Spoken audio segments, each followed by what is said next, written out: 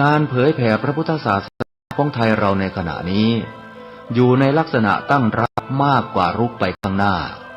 ยุคแห่งการแข่งขันยุคแห่งการกล่าวอ้างเสรีภาพผู้เข้มแข็งจะชนะสุดท้ายจะครอบครอง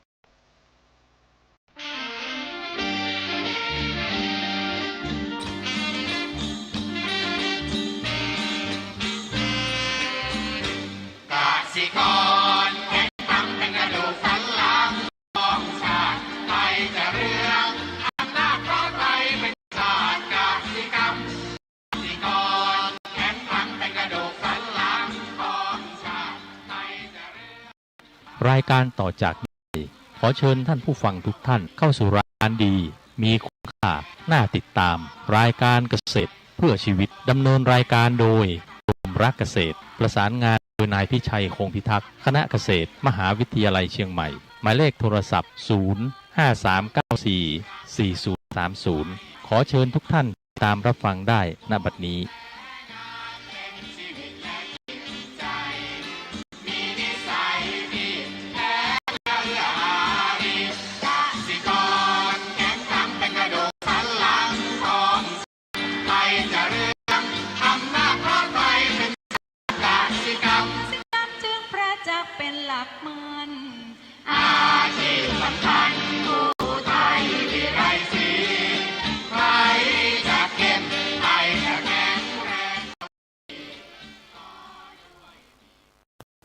สวัสดีครับท่านผู้ฟัง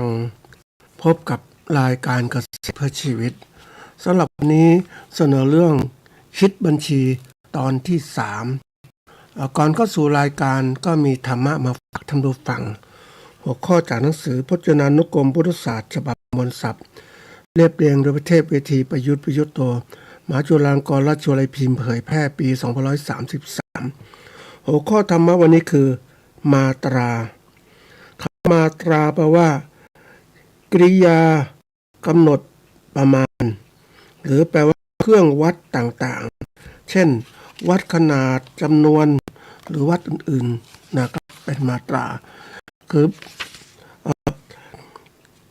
บอกว่าเป็นถ้าเป็นจำนวนเวลานะเช่นระยะทางเป็นต้นนะแต่นี้มันมีมาตราอย่างที่คนรู้ไม่ว่าจะเป็นเรื่องเครื่องวัดต่างๆอย่างบอกเวลาก็15หรือ14วันถือว่าเป็น1 2 ปักก็แปลว่า1เดือน4เดือนก็1ฤดู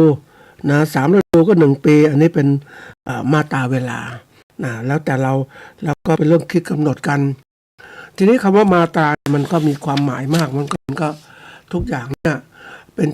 ป็นสื่อให้ทุกคนได้เข้าใจนะมันมีมาตรฐานอย่างนี้นะแล้วเราก็ใช้ตัวนี้เป็นตัววัดอื่นนะมันก็อย่างระบบของการวัดเป็นเมตริกก็เรื่องของมิลลิเมตรเซนติเมตรนะมันก็เป็นตัววัดทีนี้ทุกอย่างมันเป็นสื่อของความเข้าใจเป็นกลางทีนี้มันก็ถ้าเราประยุกต์ใช้มาตราเนี่ยก็บอกว่าคนส่วนใหญ่ก็มองก็ไอ้ตัวนี้เป็นเครื่องวัดทีนี้เราประยุกต์ใช้ตัวนี้มาว่าเราจะใช้อย่างไร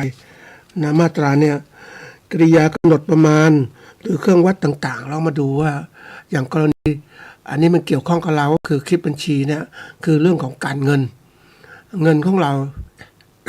เงินเนี่ยเราคิดว่าค่าเงินบาทเป็นเงินบาท4 สลึงเป็น1 บาทนะอันนี้มันก็ต้องดูค่าของมันมันมีมาตรฐานตามนี้แต่ทีนี้ค่าของมันค่าเงินมันเป็นตามคงที่ของมันตามที่ระบุไว้นะเป็นมาตรฐานว่าบาทนะมันก็เป็นบาทอย่างนั้นมาตรฐานกำหนดแค่นี้ทีนี้เมื่อบาทไปแลกกับสิ่งอื่นไปเปลี่ยนเป็นสิ่งอื่นมันก็ขึ้นอยู่กับมูล ของสิ่งอื่นนั้นมีกี่บาททีนี้บาทเนี่ยค่าเงินเนี่ยถามว่าเราก็คิดว่ามันคงที่ตายตัวอยู่แล้วนะระบุไว้อย่างนั้น40เป็น1 บาทนะทีนี้เมื่อสินค้าต่างๆมันถูกซื้อขายเนี่ยมันก็เอาเงินบาทเทียบทีนี้การซื้อขายบางอย่างเนี่ยซื้อขายตามจังหวะเวลาค่าเงินก็จะเพิ่มหรือน้อยลงคือไปเทียบกับสิ่งของสมมุติว่าข้าวเอาง่ายๆเนี่ยข้าวของเราเนี่ยนะก็ข้าวราดแกงง่ายเราเคยคิดอย่างนั้นเราก็เขาขายกันประมาณก่อนก็นู้นนะ25 บาทราด1 อย่างถ้าเป็น2 บาทก็30ทีนี้ราด2 อย่าง30เมื่อปีที่แล้วนู้นนะวันนี้ราด2 อย่างเนี่ยนะกลายเป็น40แล้วยังไปเจอบางร้านนะเป็น50 บาทนะท่านผู้ฟังโอ้ข้าวราดแกงธรรมดานะท่านผู้ฟังแต่ว่า ข้าว2 อย่างกับข้าว2 อย่างขึ้นเป็น50 บาทกินได้ยังไงเนี่ยเป็นจริงๆนะนี่แสดงว่าข้าวมันขึ้นราคามากเลยข้าวราดแกงขึ้นราคาเราต้องเตรียมการทีนี้ค่าเงินก็4 สลึงเป็น1 บาทเหมือนเดิมแต่ทีนี้ที่มาพูดเปรียบเทียบให้เห็นว่าทุกอย่างมันเสื่อมค่าลงมากนะถ้าพูดถึงเสื่อมค่าคือของบางอย่างมันเสื่อมค่าบางอย่างมันอย่างบอกว่าข้าวจากข้าวราดแกงกับข้าว2 อย่างนะจาก30 บาทเป็น40 บาทและบางที่เป็น50 บาทเพราะนั้นถ้ามองแล้วเรายึดตัวข้าวเป็นตัวหลักนะแต่ถามว่าข้าวนี้มันมีอะไรคือข้าวมันมีเพิ่มราคามากขึ้นนะจาก30เป็น40หรือ50 บาทเงินมูลค่ามันลดลงเมื่อไปซื้อสินค้านะทีนี้สิ่งนี้ต้องรู้มาตรามันเปลี่ยนมาตรามันก็คงที่อย่างนั้นแต่สิ่งที่เปลี่ยนไปคือการซื้อขายแลกเปลี่ยนมันตลอดเวลายิ่งวันนี้ไปดูนะท่านผู้ฟังที่เขาพูดคร่าวๆว่าเงินเฟ้อนะวันนี้เงินเฟ้อจาก 2.9 อาจจะเป็น 4.5 หรือ 5% มันเพิ่มขึ้นนะแสดงว่าอะไรค่าเงินลดลงนะท่านผู้ฟังของมันแพงขึ้นอย่างจริงสถานการณ์เศรษฐกิจแบบนี้ค่าน้ำมันแพงนะน้ำมันแพงขึ้นบางทีมันก็ขาดตลาดแล้วก็มันมีกลไกคือกลไกราคาสินค้ามันขึ้นดีมาซัพพลายอุปสงค์อุปทานทีนี้มันก็มีการกักตุนสินค้าทำให้สินค้าขาดตลาดราคามีคนต้องการมากขึ้นต้องเพิ่มก็ต้องยอมจ่ายราคาสูงขึ้นเพราะคนต้องการมากไอ้ฝ่ายที่เป็นเจ้าของน้ำมันก็หรือพ่อค้าต่างๆก็พยายามขึ้นราคากำไรท่านผู้ฟังในช่วงวิกฤตต่างๆเนี่ยคนก็เอาปรัดเอาเปรียบกันอย่างนี้แหละนี่บางทีต้องคิดนะท่านผู้ฟังคนเราเนี่ยในยุคตรงนี้เนี่ยเราก็มีการที่เรียกว่าก่อนทรัพยากรธรรมชาติมันมากมายนะท่านผู้ฟังต่างคนต่างได้อย่างเขาบอกว่าก่อนเนี่ยคุณอยากได้พื้นที่อะไรก็หักล้างถังพงเอาเลยเดี๋ยวคุณก็ได้เดี๋ยวก็ได้สิทธิในการครอบครองก็ออกโฉนดนี้ป่าไม้คือป่าไม้มันเยอะแต่คนมันน้อยประเทศไทยตอนนั้นมันมาตั้ง8-10 ล้านเองโอ้พื้นที่ขนาดนี้ประเทศไทยมีพื้นที่321 ล้านไร่นะมันเยอะนะเพราะนั้นคนก็มีโอกาสที่จะได้พื้นที่มากแต่นี้คนมากขึ้นก็แย่งกันสิแย่งกันคนมากขึ้นแล้วก็ใครมีอำนาจต่างๆก็สามารถครอบครองได้มีเงินต่างๆก็ครอบครองนี่มันก็มีปัญหาตามมาอีกว่า การครอบครองดินพื้นที่การเกษตรหรืออะไรต่างๆเหล่านี้เดี๋ยวนี้แทนที่คนไทยจะครอบครองอย่างเดียวก็มีคนต่างชาติครอบครองเดี๋ยวนี้มีการสวมสิทธิ์กันต่างๆเหล่านี้ราคาพื้นที่ก็จะมากขึ้นมีเงินก็ซื้อได้นี่เป็นตัวอย่างการครอบครองทรัพยากรธรรมชาติเนี่ยเป็นสิ่งที่ใครมีอำนาจก็ครอบครองได้ก็ถือได้ว่าเป็นเรื่องของเศรษฐกิจนั่นแหละท่านผู้ฟังการมีกองกำลังหรืออะไรต่างชาติบุกรุกประเทศไทยเขาก็อยากจะมีอำนาจครอบครองพื้นที่เกษตรของเราพื้นที่ต่างๆ มันเข้ามาได้เดี๋ยวนี้มันเป็นอะไรที่เรื่องของว่า การถือหุ้นต่างๆเนี่ยบริษัทต่างๆก็มีหุ้นมีอะไรนะก็ครอบครองโดยคนต่างชาติก็ได้มันก็เป็นเรื่องที่ว่าสิทธิการมีอำนาจในการเขาเรียกครอบครองพื้นที่ก็ยึดเงินเป็นตัวตั้งเงินมาตัวตั้งเนี่ยมันก็มาสู่รายการของเราด้วยว่าวันนี้เงินเป็นไงบ้างนะเอาเงินเนี่ยรู้ยังไงก็ต้องรู้ด้วยกันที่ว่าฝึกอะไรฝึก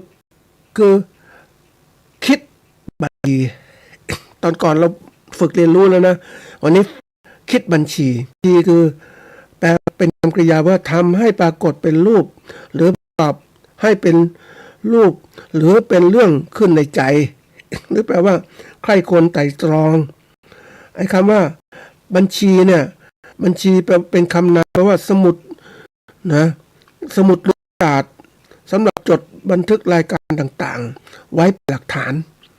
สมุดรายการทีนี้ตอนนี้เราต้องรู้แล้วว่าเฮ้ยเป็นยังไงความแล้วเนี่ยคิดบัญชีก็คือการไตร่ตรองสมุดหรือกระดาษที่เราจดสิ่งใดสิ่งหนึ่งรายการต่างๆไว้เป็นหลักฐานว่าสิ่งนี้มันบอกได้เป็นยังไงนี่ที่บอกบัญชีสำคัญอย่างไรล่ะมันสำคัญเด้มันเป็นตัวที่จะบอกว่าเป็นยังไงบ้างบัญชีเนี่ยคือการกระบวนการข้อมูลบันทึกจำแนกหรือสรุปข้อมูลเกี่ยวกับเหตุการณ์ทางเศรษฐกิจให้อยู่ในรูปตัวเงินเพื่อนำเสนอเป็นรายงานทางการเงินที่มีประโยชน์ต่อการตัดสินใจข้อมูลที่มีความสำคัญอย่างยิ่งต่อการบริหารจัดการธุรกิจการวางแผนการประเมินสถานะของกิจการและหลักฐานที่นำไปถือสำหรับผู้ที่เกี่ยวข้องไม่ว่าจะผู้ถือหุ้นผู้ลงทุนหรือผู้บริหารต่างๆแล้วเนี่ยหรือหน่วยงานภาษีเนี่ยเขาประเมินอย่างนี้นะเป็นสิ่งที่ต้องคิดนะท่านผู้ฟังถ้าเราคือตัวเงินเป็นตัวแทนละในการต่างๆนี่ที่เราบัญชีเนี่ยที่มาฝึกคิดบัญชีก็เพื่อที่ให้เราเนี่ยมองเห็นว่าทำแล้วเนี่ยวันนี้ฐานะการเงินเขาเป็นยังไงแต่นี้ถ้าเราเป็นธุรกิจเนี่ยนะเราก็ต้องมีตัวชี้วัดคือทำธุรกิจเนี่ยทำกำไรทำกันธุรกิจของเราเนี่ยคือการซื้อขายแลกเปลี่ยนสินค้ากันนะคือเราผลิตเราก็ขายนะได้เท่าไหร่แล้วก็เอาเงินไปจ่ายให้กับปัจจัยที่เราซื้อจากพ่อค้ามาเป็นการผลิตสินค้าแล้วก็เรียกว่าง่ายว่าผลิตและจำหน่ายทีนี้เราดูด้วยว่าเราทำแล้วเนี่ยมันจะได้กำไรหรือไม่เป็นตัววัดนะท่านผู้ฟังก็คือวัดด้วยว่าเราผลิตมาแล้วผลิตสินค้าด้วยใช้ต้นทุนเท่านี้เราขายได้เท่าไหร่ถ้าขายได้มากกว่าทุนเราก็มีกำไรถ้าขายได้ต่ำกว่าเงินที่ลงทุนไปจะขาดทุนตัววัด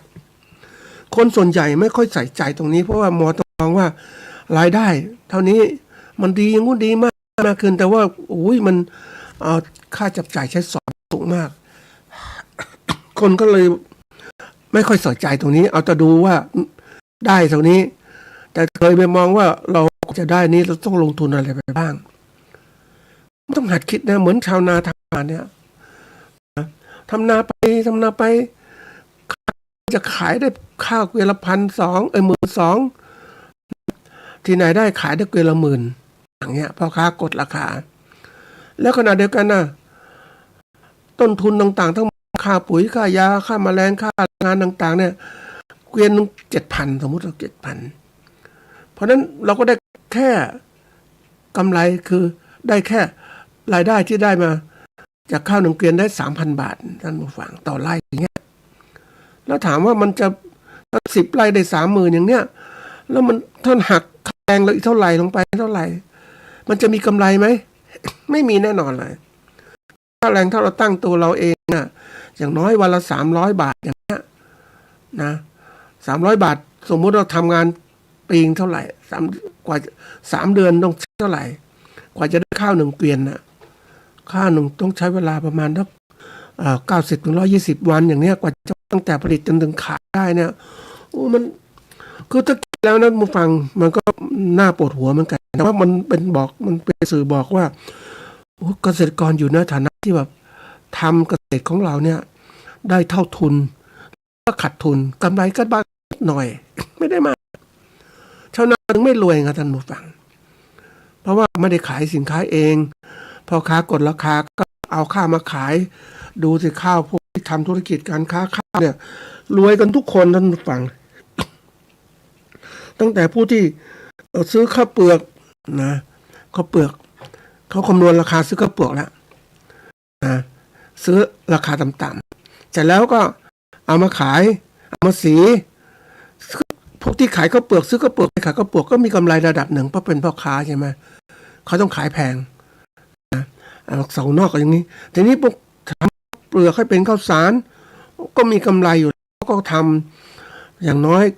บางคนว่ากำไรเป็นแกลบบ้างเป็นลำบ้างอะไรต่างๆวันนี้อย่างน้อยขายมีกำไร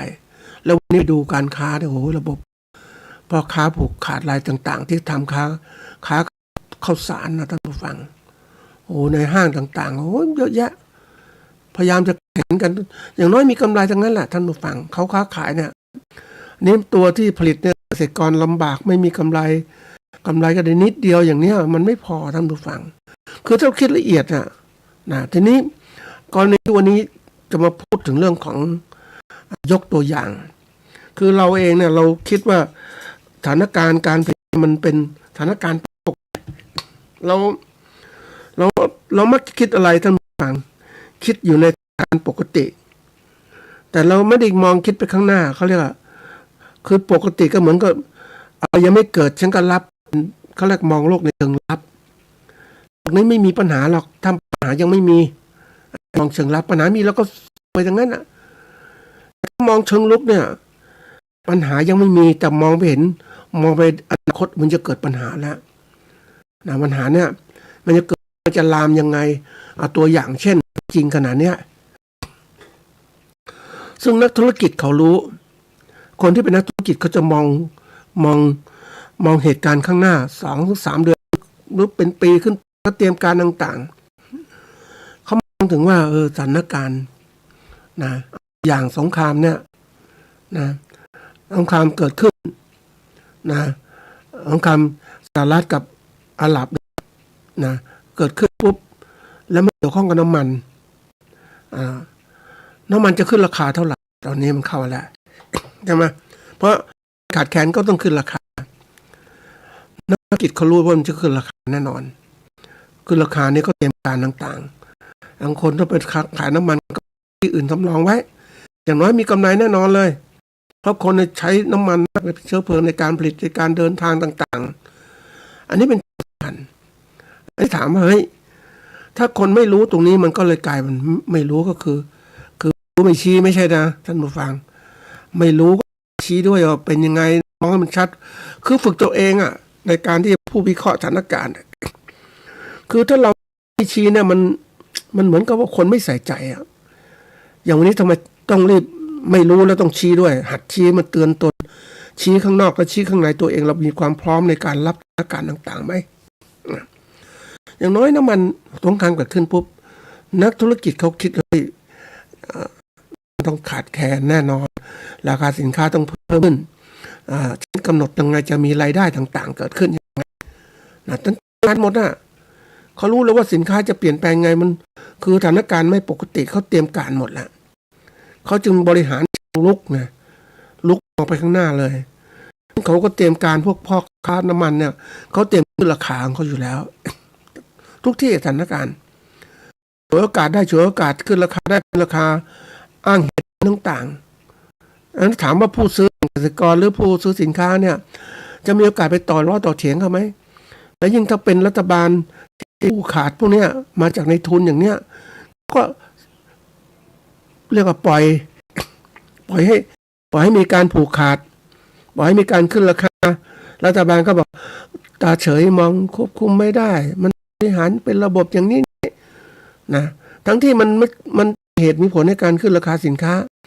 แต่ว่ามันเป็นพรรคพวกเดียวกัน มันก็ขึ้นราคาสินค้าที่นี่ขึ้นราคาน้ำมันขึ้นแล้วนี่อะไรเกิดขึ้นเพราะพวกอ้างต่อไปว่าเฮ้ยราคาสินค้าต้องเพิ่มขึ้นแล้วสินค้าจะเพิ่มขึ้นนะท่านผู้ฟังสินค้าเพิ่มขึ้นเดี๋ยวค่าไฟเพิ่มขึ้นอีกค่าไฟฟ้าเพิ่มโอ้ยเรามีรายได้พอไหมเนี่ยมันจะเพิ่มตอนเพราะว่าสถานการณ์มันไม่และอย่างคือว่า คนในทุนมันช่วยในการที่จะผูกขาดขึ้นราคาต่างๆรัฐบาลก็ไม่มีสิทธิภาพในการบริหารต่างๆเหล่านี้มันก็ใส่ขึ้นราคาไปเรื่อยนะขึ้นไปอ้างนู่นอ้างนี่ในช่วงราคาน้ำมันลดลงนิดนึงราคาน้ำมันเพิ่มขึ้นก็ไม่หยุดไม่ลดเมื่อสถานการณ์ดีขึ้นราคาน้ำมันเพิ่มขึ้นก็ขึ้นราคาสินค้าตามตอนนี้เป็นสถานการณ์ที่มันเกิดขึ้นอย่างนี้นี่สมมุติสถานการณ์และมันเป็นจริงทีนี้คนมองในรูปแบบเป็นนักธุรกิจมองเชิงลุกเนี่ยมันเตรียมการข้างหน้าแล้วจะทำยังไงจะบริหารยังไงให้ได้กำไร บางคนเนี่ยนักบริหารก็มองผู้ที่ผลิตสินค้ามาเนี่ยโอ้ยเขาก็มองว่าเฮ้ยถ้าสินค้าตัวเองแล้วมันเน่าเสียอะไรต่างๆเพราะคนไม่มีเงินซื้อมันก็เน่าเสียได้ง่ายใช่ไหมก็เริ่มลดราคาสินค้าบางอย่างลดราคานะท่านผู้ฟังบางอย่างแกขึ้นราคาเนี่ยอันนี้เป็นเรื่องจริงนะลดราคาสินค้าเรื่องอาหารการกินที่มันมีความเน่าเสียต่างๆเกิดขึ้นนะเขารีบขายเพราะว่าช่วงนี้คนยังมีเงินนะแต่ถ้าปล่อยนานไปเดือน2 เดือนนะคนไม่ค่อยมีเงินละจะมาซื้อสินค้าได้ไหมถ้าปล่อยสินค้าค้างตลาดเนี่ยมันก็จะทำให้ตัวเองสินค้าตัวเองเนี่ยเน่าเสียได้ง่ายเขาก็รีบลดราคาบางอย่างลดราคานะในช่วงนี้เพราะว่าเขารู้ว่าสถานการณ์เศรษฐกิจไม่ดีอย่างไรดูได้ทั้งหมดอันนี้มองในรูปแบบที่ผลิตสินค้าผู้ผลิตสินค้าอาหารการกินบางอย่างเขาต้องรีบลดราคาเพราะว่ามันเก็บไม่ได้นานสินค้าพวกนี้นะพวกบางอย่างเนี่ยมันเก็บเขาก็รอไว้ทยอยออกเก็บไว้บ้างเพราะว่ายังไงเก็บได้นานมันก็มีโอกาสที่จะได้ราคาที่สูงขึ้นเพราะค้าขัดตลาดใช่ไหมเนี่ยนี่ตัวอย่างแล้วทีนี้ถ้าเราไม่มองเราไม่มีข้อเตือนเนี่ยไม่มีข้อที่ว่าเตือนอกเตือนใจตัวเองนะอยู่เงียบๆในชนบทเราก็คิดว่าไม่มีอะไรเดือดร้อนอะไรนะแต่ถ้าเราเป็นนักกินนักเที่ยวนักอะไรต่างๆจะเริ่มเห็นเลยว่าเฮ้ยไม่ใช่ไม่ธรรมดาเลยอย่างเราเป็นนักเที่ยวอย่างเนี้ยไปดูตามห้างต่างๆเที่ยวซื้อสินค้าเที่ยวกินอะไรเนี่ยโอ้ยคนเดินน้อยลงมากนะที่หนึ่งนะอันที่สองเนี่ยคนนะซื้อสินค้าน้อยอีกนะน้อยอีกเพราะเงินไงแล้วน้อยลงที่มันหลายวันเนี่ยที่ดูตั้งแต่รถยนต์ที่วิ่งลงแล้วนะถ้าคนไม่มีเหตุจำเป็นก็ไม่ซื้อสินค้าไม่อะไรต่างไม่ไปไหนอยู่ที่นี่มันก็ลามไปสิว่าหลังจากนี้ถ้ามองแล้วเนี่ยการขายมีแต่คนขายท่านผู้ฟังไปเจอแล้วบางที่มีแต่คนขายแต่คนซื้อน้อยซื้อเงินไม่มากก็ไปซื้อกันนิดหน่อยเพราะว่าเขาก็ทุกคนก็ต้องเตรียมตัวใช่ไหมเพราะว่าถ้ามองสู่บุคคลเนี่ยทุกคนก็ต้องกลัวว่าข้าวหมากแพงแล้วถ้าเราจับจ่ายใช้สอยขนาดนี้เนี่ยมันก็จะไม่มีเงินเก็บข้างหน้าแล้วต่อไปข้างหน้าเนี่ยสินค้าก็แพงขึ้นอย่างนี้มันเฟ้อไปเกือบ0.9กลายเป็น 4.5% แล้วเนี่ยมันเพิ่มอีกนะมันแพงอย่างที่ยกตัวอย่างข้าวราดแกงเนี่ยนะจาก30-40เป็น50 บาทโอ้ท่านผู้ฟังทำไมมันแพงอย่างนั้นบางคนก็ต้องกลับไปทำกับข้าวเองประหยัดช่วงนี้ต้องประหยัดพ้นยุคอย่างนี้ไม่แน่นอนท่านผู้ฟังรัฐบาลจะช่วยเหลือยังไงรัฐบาลก็ช่วยประชาชนคือ6 เดือนให้เดือนละ600 700 800ตามอายุคนนะทีนี้เงินไม่มีคือการซื้อขายน้อยลงเนี่ยมันภาษีไม่ได้ภาษีมันไม่พอรายจ่ายค่าเดือนค่าอะไรก็ต้อง หาวิธีขึ้นภาษีนี่มันขึ้นภาษีซ้ำมันก็เดือดร้อนอีกคนไม่มีเงินนะแล้วเสร็จแล้วก็ยังไงต้องไปกู้เงินไม่มีความสามารถบริหารนั่นฝังเพราะคนถ้าไม่เตรียมการต่างๆเนี่ยถ้าไม่มีการวางแผนธุรกิจด้านการตลาดการจับจ่ายใช้สอยต่างๆขายสินค้าไปต่างประเทศเพื่อแลกเงินเข้ามามันไม่มีเพราะนั้นไม่มีก็ไปกู้มาเนี่ยตอนนี้กู้เข้าไปหนี้เป็นสินให้กับลูกหลานบริหารแบบเรื่องสำคัญนั้นนะฟังคนบางคนกู้มาใช้เนี่ยกู้มาใช้เป็นเขาเรียกว่าค่าจ้างค่าเงินเดือนแล้วค่าราชการต่างๆเนี่ยอันนี้ก็ใช้แล้วก็หมดไปหรือมาแจกประชาชนใช้แล้วก็หมดไปแต่ถ้ากู้มาลงทุนการผลิตการตลาดมันนี้ลงทุนแล้วก็เงินต้นไม่ได้ไปไหนเงินต้นก็เงินที่ลงทุนนั่นแหละผลกำไรมาคืนมันก็ระบบหนึ่งนะอันนี้จะไม่เสียหายอะไรเพราะอย่างน้อยก็ตามลูกหลานก็มีเงินคืออย่างน้อยมีที่เขาว่าเพราะเรากู้มาแล้วเราไม่ได้ใช้สุรุ่ยสุร่ายทีนี้ถึงวันนี้ที่อยากจะบอกสถานการณ์ตรงนี้มันเป็นวิกฤตมันไม่ใช่วิกฤตก็ได้เรียกบางคนบอกว่าสถานการณ์เศรษฐกิจฝืดเคืองมันเกิดอะไรขึ้นมันเกิดขึ้นว่าอันที่หนึ่งคือรายได้ของเราคงที่รายได้คงที่นะบางคนเนี่ยได้300-400 บาทต่อเดือนเป็นลูกจ้างนี่แหละนะทีนี้อาจได้แล้วเพราะอะไรเริ่มการขยายตัวน้อยลงธุรกิจตัวน้อยลงเศรษฐกิจก็เริ่มมีการปลดคนงานคนตกงานนะท่านผู้ฟังก่อนไปเจอคนที่จบปริญญาตรีท่านผู้ฟังบริษัทเขาก็หาข้ออ้างว่าเฮ้ยบางอย่างเนี่ยเดี๋ยวนี้เขาเป็นคอมพิวเตอร์เนี่ยเดี๋ยวนี้ใช้ AI เข้ามาแล้วเพราะฉะนั้นค้นข้อมูลต่างๆเร็วขึ้นไม่ต้องทำอะไร AI ทำได้หมดก็เริ่มปลดคนอันนี้ปลดคนงานปลดคนที่ปริญญาตรีด้วยไม่มีงานทำมันหางานยากท่านผู้ฟังนี่คือสิ่งที่เกิดขึ้นคนจะเริ่มตกงานสถานการณ์ไม่ดีแล้วนะเอาจากค่าของชีพทุกอย่างสูงเลยพอท่านผู้ฟังค่าของชีพนะจะมีชีวิตอยู่ได้มันต้องอาศัยปัจจัยอื่นผมที่อยู่อาศัยยารักษาโรคมาทีเดียวมันเพิ่มขึ้นมันเพิ่มขึ้นแล้วใครคุมรัฐบาลก็คุมไม่ได้บริหารไม่เป็นนะมันไม่มีมันต้องมีสินค้าช่วยค่าของชีพอาหารการกินเอามาลดราคานี่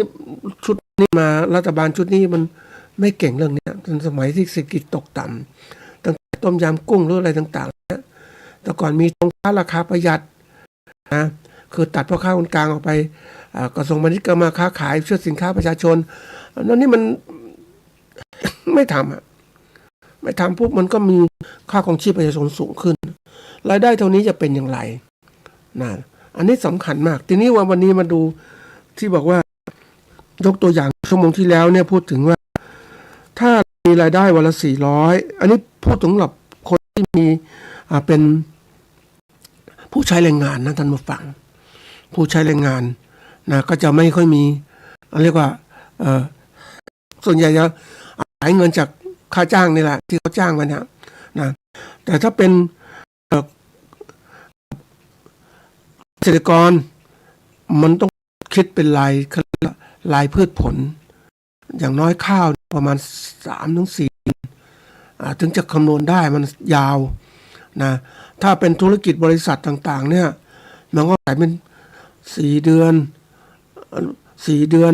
อน1 ปี12 เดือนอย่างเงี้ยมันถึงนี้คำนวณเห็นชัดง่ายๆ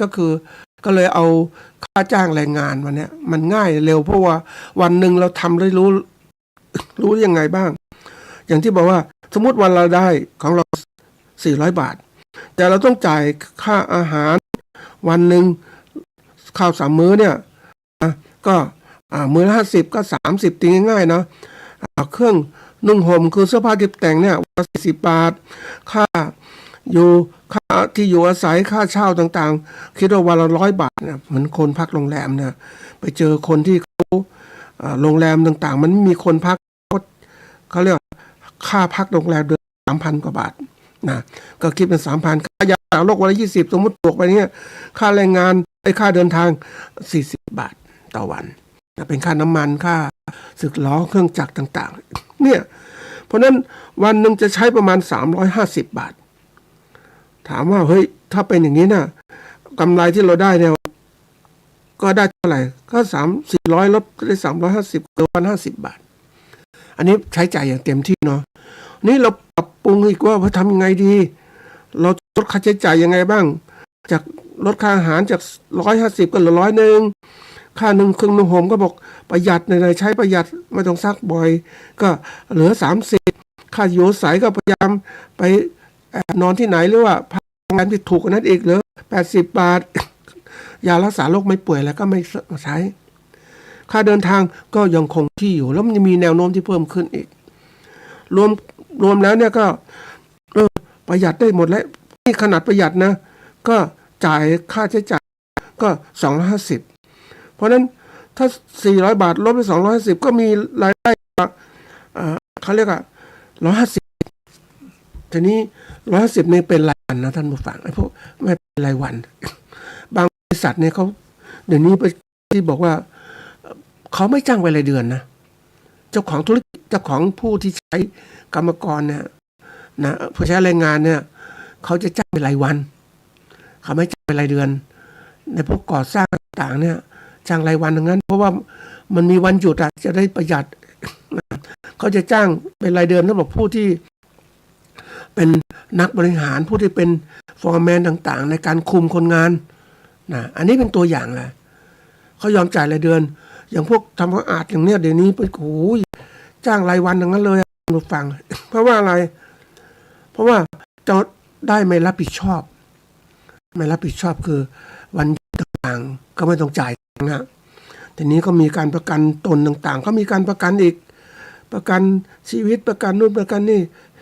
นะค่าต่างๆสูงขึ้นเขาก็ตามลดค่าใช้จ่ายทุกที่ท่านผู้ฟังมันเป็นเรื่องของที่ว่านี่เขาคิดอย่างธุรกิจนะเพราะนั้นถ้าเราอยู่ในสถานการณ์ปกติเนี่ยนะเราก็คิดว่าเราจะต้องมีรายได้อย่างน้อยงานกรรมกรมีรายวันละ50 บาทแต่ที่นี่มัน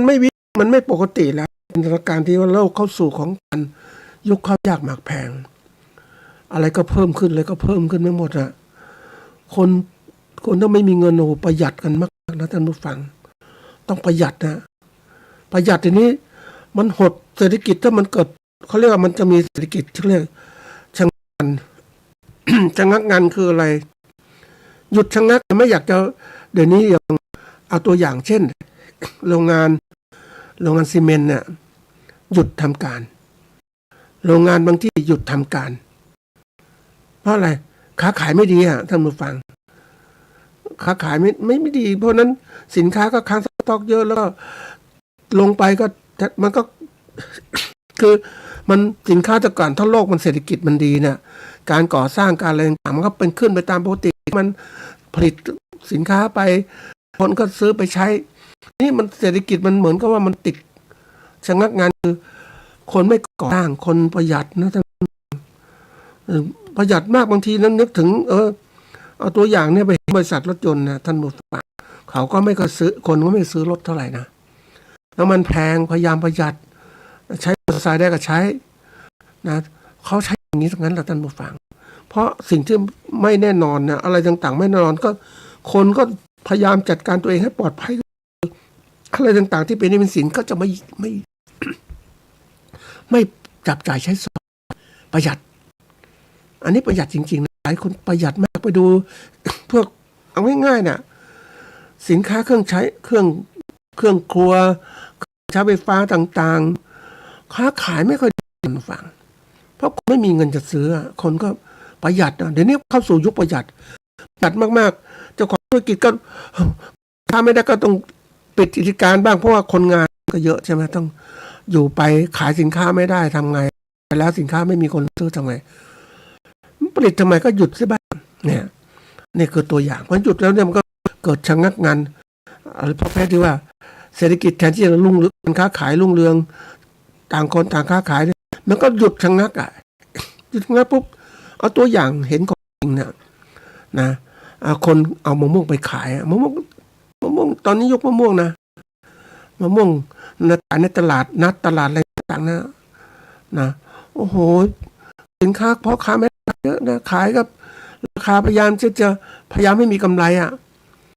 มะม่วงโลละ25 บาท20 บาท15 บาทแล้วแต่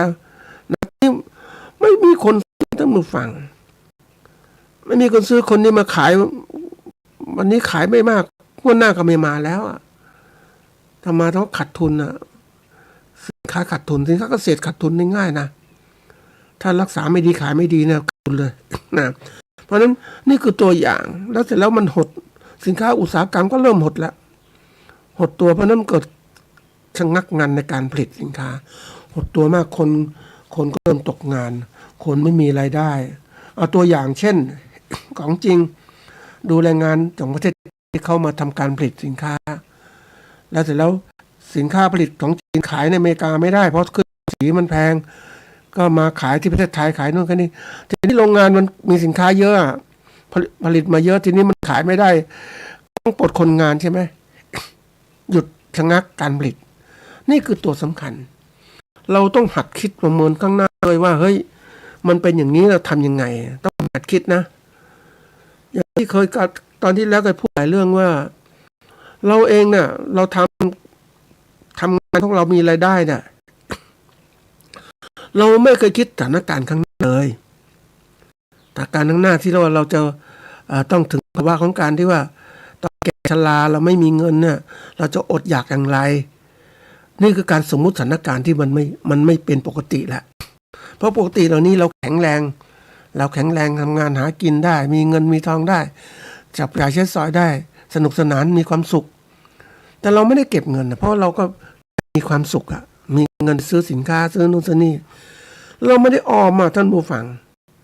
เมื่อไม่ได้มีเงินออมปุ๊บวันถึงที่เราจะหยุดงานหรือว่าถูกก็ปลดงานทำไมเนี่ยโอ้ยไม่มีเงินใช้นะท่านผู้ฟังก็ทำยังไงหรือเราทำงานถึงอายุ10เจ้านายบอกเฮ้ยคุณไม่แข็งแรงแล้วให้คุณออกนะแล้วคุณจะทำไงคุณไม่มีเงินเก็บคุณจะหวังรัฐบาลมาช่วยเหรอไม่เหมือนคือที่คราวที่แล้วได้พูดถึงว่าในอเมริกันเนี่ยเขาคนแก่เนี่ยเขามีเงินนะ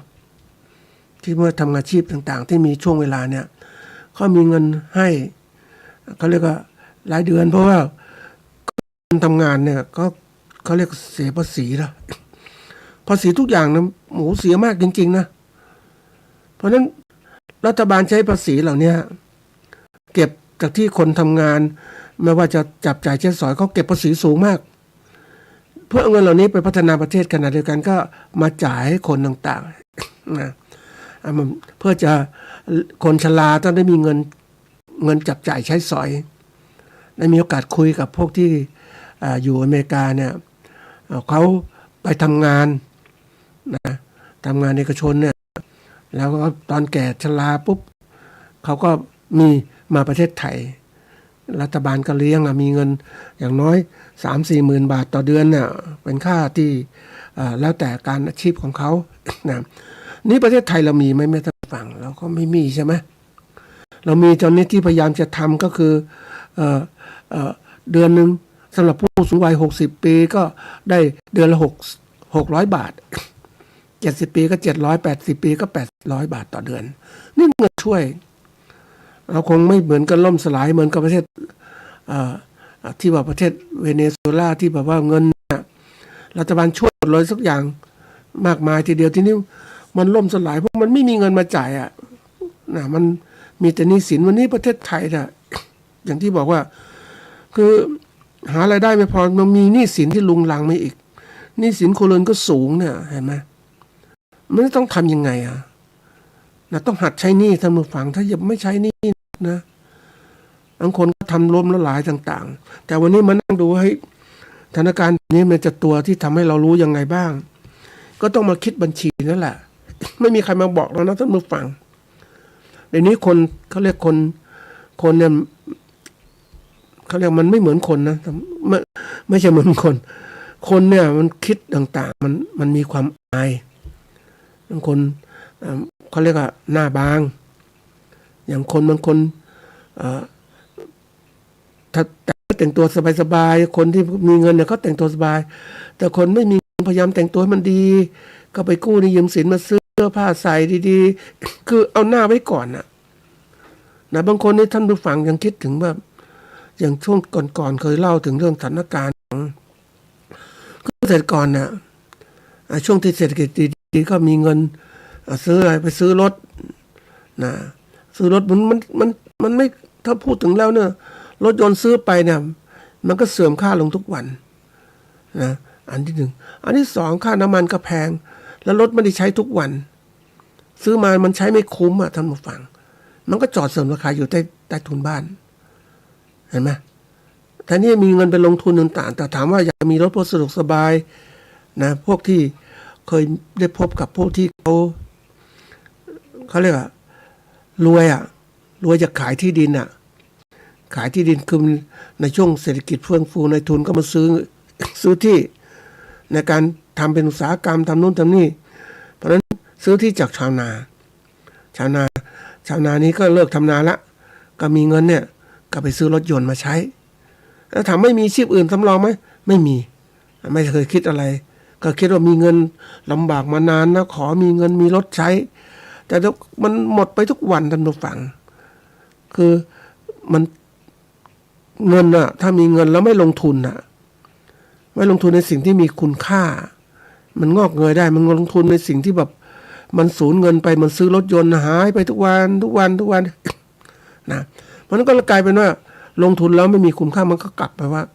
มันยังดีมันกินตัวเองต่างหากเป็นหนี้สินลุ่งหลังท่านผู้ฟังในช่วงนี้เศรษฐกิจไม่ค่อยดีคนก็ประหยัดอย่างคนบางคนจะมาซ้ำแต่ก่อนเนี่ยนะพวกที่มีรถยนต์ก็เอารถยนต์ขายได้ง่ายๆอันนี้ขายได้ยากนะท่านผู้ฟังนะรถยนต์ราคาใหม่ก็สูงขึ้นคันใหม่ก็ราคาสูงขึ้นคันเก่าก็ขายไม่ได้อย่างเงี้ยมันก็เกิดการชะงักงันทุกเรื่องเลยวันนี้มันนั่งดูนะท่านผู้ฟังต้องเตรียมตัววันนี้เพื่อตอนนี้จะเป็นตอนที่บอกว่าพูดถึงเรื่องของที่ว่าเราเตรียมตัวของเราเองช่วยเหลือตัวเองให้ได้อย่าไปหวังเลยท่านผู้ฟังวันนี้จะไปหวังรัฐบาลช่วยเกื้อกูลเศรษฐกิจแบบนี้มันยากเพราะว่าอะไร มันตั้งแต่วิธีการค่าเงินของเราแล้วค่าเงินไทยมันแข็งสินค้าเรามันแพงคนต่างประเทศคือมาก็เรียกว่าขายสินค้าได้ลำบากสินค้ามันแพงเมื่อเทียบเงินบาทอย่างเนี้ยเราไปผูกกับดอลลาร์เพราะนั้นช่วงนั้นค้าขายไม่ดียิ่งวันนี้มันค้าขายได้ไม่ดีก็เลยเกิดจากที่ว่าอเมริกาขึ้นภาษีต่างประเทศก็ขึ้นภาษีเหมือนกันสินค้าบางตัวที่เราเป็นอุตสาหกรรมก็ถูกภาษีเล่นงานค้าขายได้ไม่มากสินค้าเกษตรก็เหมือนกันเพราะนั้นถ้าเราค้าขายสินค้าเนี่ยก็ในกลุ่มของเอเชียก็แต่ละประเทศก็ไม่ค่อยมั่นคงเพราะนั้นค้าขายไม่ค่อยได้เนี่ยมันก็เป็นเรื่องที่เราต้องคิดทีนี้วันนี้มันเป็นสิ่งที่ต้องคิดตามมาว่าเฮ้ยภาครัฐเนี่ยค้าขายไม่ก็ได้เพราะนั้นกำไรภาษีต่างๆก็น้อยลงเห็นได้ชัดตัวอย่างเช่นนะท่านผู้ฟังในช่วงวิกฤตโควิดเนี่ยนะโควิดการท่องเที่ยวเราลดน้อยลงมากรัฐบาลเก็บภาษีไม่ได้ไม่มีเงินนะท่านผู้ฟังเทศบาลเคยจะทำงบประมาณมาทำถนนหนทางเข้าหมู่บ้านไม่มีเงินก็ต้องบอกรอไปปีถัดไปนู้นนะซึ่งโควิดผ่านไปถึงจะมีเงินมาเขาเรียกว่ามาทำถนนหนทางต่างๆซ่อมถนนต่างๆเหล่านี้ทีนี้นี่ในภาพรวมเล็กๆแต่ถ้าภาพรวมใหญ่เราเป็นรัฐบาลเนี่ยไม่มีภาษีรายได้ภาษีต่างๆทั้งหมดนะมันจะเอาเงินที่ไหนมาใช้เพราะนั้นวันนี้บอกเราเองต้องช่วยเหลือตัวเองให้มากที่สุดนั่นเนี่ยถึงเวลามาดูก่อนว่าดูจะช่วยตัวเองยังไงก็ดูกระเป๋าเงินของตัวเองนี่แหละว่าต้องเตรียมเงินต่างๆไว้ยังไงบ้างไม่ว่าจะเป็นวัยทำงานหรืออะไรต่างๆต้องคิดหนักทีเดียวเพราะวันนี้เตรียมตัวเพราะเราต้องเตรียมเงินเพื่อจะอยู่รอดในวันนี้และอยู่รอดในวันข้างหน้านะข้างหน้าจะทำยังไงแก่ชราจะมีเงินไหม ยิ่ง30 บาทรักษาตัวโรคก็เริ่มที่จะเปลี่ยนตามมาฟัง ยาบางตัวเบิกไม่ได้อย่างเงี้ยคุณต้องจ่ายอีกต่างหากแต่ละครั้งไปใช้อย่างเนี้ยรัฐบาลต้องเก็บอย่างน้อยต้องเก็บเงินตอนลงทะเบียนตอนแจ้งนะอย่างน้อย50 บาทต่อครั้งบางรายการที่เบิกได้หมดก็เบิกได้บางรายการเบิกไม่ได้ต้องจ่ายเพิ่มอะทำยังไงนี่คือเรื่องของรักษาพยาบาลการกินอาหารต่างๆเดี๋ยวนี้มันก็แพงขึ้นแล้วคุณไม่มีเงินเตรียมไว้ทางไหนคุณหัดคิดแล้วเดี๋ยวนี้มันนั่งดูว่าคนบางคนที่เขาเริ่มมองนะท่านผู้ฟังอย่างเขาพยายามทำเรื่องของการที่ว่าคนเนี่ยนะเป็นข้าราชการหรืออะไรมันเกษียณแล้วจะมีเงินเก็บและใช้จ่ายเงินเก็บยังไงบ้างบางคนได้บำเหน็จเป็นก้อนนะแล้วใช้จ่ายยังไงมันพอไหมยังไปเจอคนที่เขาอย่างน้อยเขาได้บำเหน็จ7-8 ล้านบาทเนี่ยนะเขาก็แรกๆออกมาเนี่ยนะ60 ปีเนี่ยก็มีความสุขสนุกสนานแต่ว่า หลังจากนั้นเริ่มคิดมากแล้วโอ้ยนี่ค่ารถยนต์ค่าอะไรต่างๆค่าประกันภัยค่าอะไรเยอะแยะไปหมดค่าจับจ่ายใช้สอยสูงมากค่ารักษาพยาบาลเนี่ยต้องจ่ายโดยตรงมีอย่างดีคือ30 บาทรักษาเราช่วยได้ระดับหนึ่งแต่มันไม่พอท่านผู้ฟังเขาก็ประหยัดมากนะเพราะค่าเงินมันตกต่ำลงอะสินค้ามันแพงขึ้นนี่ต้องหัดคิดทีนี้เรามาดูว่าวันนี้ช่วยตัวเองอย่างไรก็มาทำบัญชีของเราดูที่ว่า วันนี้จะหาทางป้องกันยังไงคือต้องจับจ่ายใช้สอยไปนั่งดูคือถ้าเรารู้ว่าสถานการณ์มันไม่มั่นคงเนี่ยเราต้องทางมั่นคงก็คือต้องรู้จักจัดการการเงินของเราอย่างไรให้มีความปลอดภัยอันไหนประหยัดได้ประหยัดยังไม่เจอคนที่เขาเอาสินค้านะท่านผู้ฟังคาดหมายว่าเขาเป็นว่าคนที่ตอนช่วงเศรษฐกิจดีเขามีเงินนะแต่นี้เศรษฐกิจไม่ดีไม่มีรายได้เอาสินค้าที่ตัวเองเก็บมาขายท่านผู้ฟังเสื้อผ้าก็มาขายอะไรก็มาขายมันเหมือนกับมันไม่มีคือไม่มีรายได้ท่านผู้ฟังค่าใช้จ่ายอย่างทุกอย่างค่าไฟก็มีค่าน้ำประปาก็มีต้องจ่ายอย่างนี้ค่ากินก็มีทีนี้มันไม่มีรายได้ประจำอะเศรษฐกิจแบบนี้โอ้โหยากถ้าคนไม่เตรียมการบริหารนี่เป็นลำบากทีเดียวทีนี้ที่มาพูดก็เพราะให้ท่านได้เตรียมตัวต่างๆบริหารยังไงให้เป็นนะมีตัวอย่างคนหนึ่งเขาก็กู้นะอันนี้พูดถึงความตระหนกตกใจเขาก็พูดถึงเรื่องสงครามหรืออะไรต่างๆเกิดขึ้นเขาเก็บกับอาหารก็นะซื้ออาหารมาเก็บแล้วก็ถึงรู้ถ้ามันไม่เกิดอะไรต่างๆก็ไปขายไปทำบุญคือคนมีเงินระดับเนี้ยทีนี้มีสิ่งหนึ่งที่เขาอย่างที่ได้คุยกับเขาเนี่ยคือน้ำเนี่ยเราคนมองขนาดที่น้ำเนี่ยในข้างหน้าไม่แน่ใจนะขาดแคลนน้ำหรือเปล่าแต่ว่าคนเราเนี่ยก่อนคือเราเป็นชาวไร่ชาวนาเนี่ยไม่มีน้ำกินตลอดนะฝนก็กินน้ำฝนกินได้เพราะว่ามันไม่มีสารพิษต่างๆแล้วก็มีตุ่มมีอะไรต่างๆนี่มันอยู่เดี๋ยวนี้บางน้ำในแถวโรงงานอุตสาหกรรมมันกินไม่ได้เพราะฝนมันนำพวกสารพิษต่างๆตกมาเป็นฝนพิษเกิดขึ้นนะนี่ทุกคนก็เริ่มกินน้ำอะไรน้ำขวดท่านผู้ฟังเชื่อไหมน้ำขวดเนี่ยแต่ก่อนขวดไม่กี่บาทเอาขึ้นมาตอนนี้ต่ำสุดเท่าที่เห็นนะท่านผู้ฟังก็ประมาณ5 บาทขวดมาตรฐานนะประมาณทักพอสมควรทีนี้วันนี้จาก5 บาทนะขึ้นมาเป็น10 บาทนะเราจะรู้แหล่งที่ซื้อ5 บาทเดี๋ยวนี้ขึ้นมาเป็น10 บาทบางที่ได้ค้าขายตามเทศกาลน้ำขวดลงประมาณทัก10 กว่าบาทขึ้นไปแล้ว12 หรือ 15 บาทนะทั้งขวดเท่าเดิมทีนี้ถามว่าเฮ้ยน้ำมันขึ้นราคามากขึ้นจริงๆนะท่านผู้ฟังมันขึ้นทุกคนมองไม่ออกเพราะว่าเราต้องการน้ำเราหิวน้ำนะทีนี้คนที่ตุนน้ำเนี่ยคนนี้เขาบอกว่าต้องตุนน้ำไว้น้ำสำคัญมากเลยตอนที่มันขาดแคลนน้ำน่ะถ้าเราไม่มีเงินน้ำจากสมมติว่าคนละ5 บาทกลายเป็นคนละ20 บาทท่านต้องซื้อใช่ไหมถ้าไม่มีน้ำนี่คนที่ตุนน้ำคนมอง ปกติบอกไม่น่าตุนน้ำนะท่านผู้ฟังแต่ถ้าดูแล้วทำไมก็ตุนน้ำเพราะว่าน้ำสะอาดนะน้ำดื่มต้องเป็นน้ำดีๆเขายิ่งคนมีความรู้มากท่านผู้ฟังน้ำทำฝนไม่ได้กล้าดื่มนะบางคนมันดื่มน้ำประปาอย่างเงี้ยมันนึกถึงประปาเมืองไทยบอกดื่ม ดื่มได้ประธานประปาญี่ปุ่นบอกประชาญี่ปุ่นดื่มได้เลยจริงๆแต่ประปาเมืองไทยถามว่าดื่มได้ไหมดื่มได้ดื่มไม่ได้ต้องท่านผู้ฟังต้องระมัดระวังเพราะว่ามันสกปรกมันมีอะไรต่างเยอะแยะเจือปนแต่ญี่ปุ่นก็มีมาตรฐาน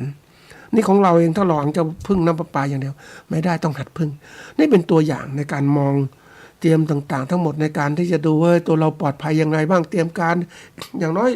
ทุกคนต้องหัดฝึกตัวเองสมมติ7 วันเนี่ยเราใช้อะไรไปบ้างเราจะต้องจ่ายเงินอย่างไรอยู่รอดไหมเคยมีโอกาสไปคุยกับคนที่เขาคือไม่รู้จะเรียกยากจนหรือเปล่านั้นแต่ทำงานด้วยกันรายได้ที่ได้มาจากการเป็นกรรมกรถ้าวันไหนเขาไม่จ้างงานก็มีงานทำนะแล้วอาหารการกินเนี่ยมันก็ลำบากไม่มีงานนะท่านผู้ฟังโอ้โหบอกว่าไม่รู้จะทำไงบางทีก็ประหยัดขอข้าวพระกินบ้างขอโน่นขอนี่ขอญาติพี่น้องกินไม่มีเงินซื้อข้าวกินนะท่านผู้ฟังนี่ความอดอยากมันน่ากลัวนะเพราะนั้นวันนี้ทุกคนต้องเริ่มทำบัญชีให้มันดีบัญชีครัวเรือนเนี่ยบัญชีของเราเองทุกรายวันไม่ได้เห็นชัดว่าเราต้องมีเงินเก็บเท่าไหร่เตรียมไว้อย่างวันนึงต้องได้150 บาทขึ้นไปนะต้องมีเงินเก็บเอาไว้ใช้เราอยู่รอดวันไหนไม่มีเงินทำต้องมีเงินนะสำหรับซื้อข้าวของกินต้องเตรียมมันต้องนะทั้งว่าเราปล่อยชีวิตไปเรื่อยๆเฉยๆไม่ได้วันนี้ต้องหัดคิดแล้วต้องประหยัดนะต้องตรงนี้สำคัญมากนะท่านผู้ฟังมันนั่งดูการเงินแล้วมันเรื่องใหญ่นะท่านผู้ฟังเงินเรื่องใหญ่นะทีนี้คนมองไม่เรื่องไม่ใหญ่เพราะว่าไม่เห็นความสำคัญแต่มานั่งนี้มันนั่งคิดโอ้ยวันนี้ใหญ่จริงๆการหัดคิดทำบัญชีนะจะต้องปรับปรุงยังไงบ้างรีบทำนะครับท่านผู้ฟัง